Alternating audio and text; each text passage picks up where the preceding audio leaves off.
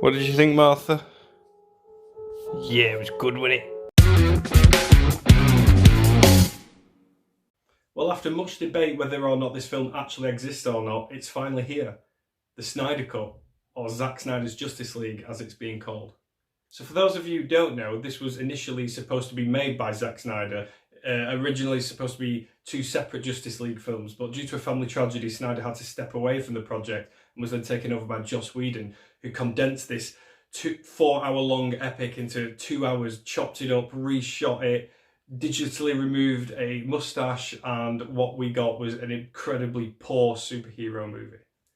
And after years of rumours that somewhere out there existed Zack Snyder's original vision of this film, and through fan protests, hashtags, fan demand, he's released it. Warner Brothers have allowed it, and we finally have Zack Snyder's original vision.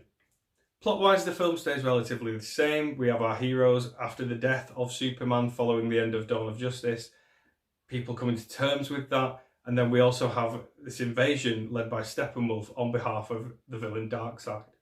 Straight up, I'll say it, this is without doubt, hands down better than the Joss Whedon version we got on almost every scale.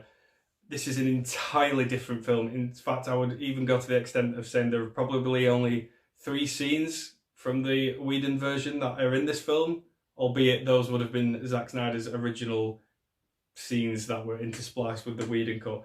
Man, this is confusing.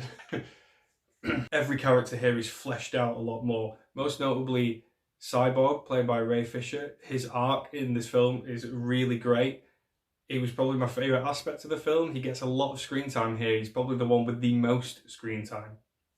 So yeah, everyone here gets fleshed out a little bit more. I'd say with the exception of maybe Wonder Woman. She acts mostly as exposition in this film, but she still kicks ass whenever she's on screen, and that's always great to see. The film is also much darker in tone. It doesn't contain any of that painfully forced, cringy humour that Joss Whedon has, and the film is much better for it. This is much more mature. It is more violent. There are 3 F-bombs used throughout this entire film, and nothing makes me happier than hearing Batman say "fuck." Now we'll talk about the thing everyone's talking about, and that would be its length. It is 3 hours and 52 minutes long with credits, so just under 4 hours. Is it long? Yes. I mean, I don't even work at the minute. I've had to book a day off just to sit down and watch this. But in retrospect, would I take anything away from it?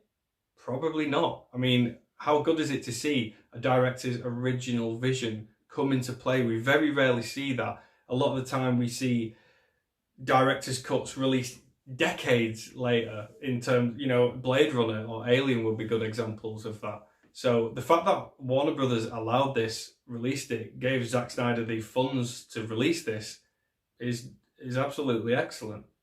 I would say Superman still takes somewhat of a back seat in the film, even with all the extra footage. It is still the case of they resurrect him, he comes back, he kicks Steppenwolf's ass.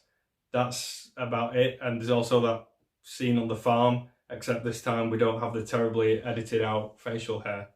The film is also in this 4:3 aspect ratio. Not too sure why they've done that. Yeah, you do get to see more that way, I guess. So you get to see more top and bottom of the film, but after a while you do get used to it. But on the whole, we get more of everything here, and I really would love to see more from this universe, and I would certainly love to see more from Ben Affleck as Batman. The scene towards the end of the film, which was shown in the trailer between him and Joker, is everything I want to see from Batman, and even Jared Leto in the limited time he's in this.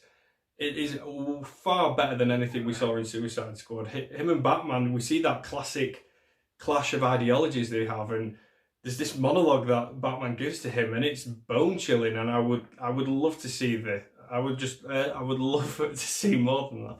I would say this is certainly worth your time. Yes, it's 4 hours long, but it's streaming, so if you ever want to take a break, if you want to go for a poo halfway through, then you can just pause it. You can watch it over the space of days. The film is split up into 8 chapters, and I couldn't recommend it enough. I'm going to give Zack Snyder's Justice League 4 stars out of 5. Thank you very much. This has been my first review. Look forward to seeing many more soon. Don't forget to like and subscribe, and I'll see you next time.